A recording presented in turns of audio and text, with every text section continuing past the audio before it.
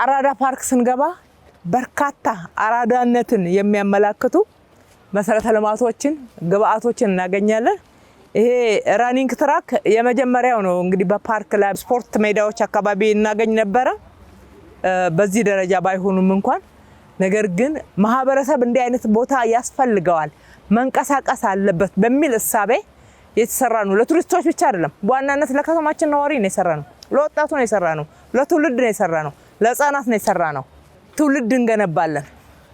ትውልድ መገንባት አለበት። በእኛ ዘመን እየከፈልን ያለውን እዳ የሚቀጥለው ትውልድ ሊሸከመው ሊሸጋገርበት የማይገባ በሽታ ነው። እዚሁ ታክሞ ማለፍ ስላለበት መጪው ትውልድ ሀገሩን ወዶ የበለጠ እኛ ያልሰራነውን የቀረውን ስራ እየሰራ የኢትዮጵያን ብልጽግና በዓለም ላይ ከፍ የሚያደርግ እንጂ እኛ እንዳንበለጽግ ወደ ኋላ የጎተቱንና ያቆረቆዙን ችግሮች ወደሱም እንዲተላለፍ አናደርግም።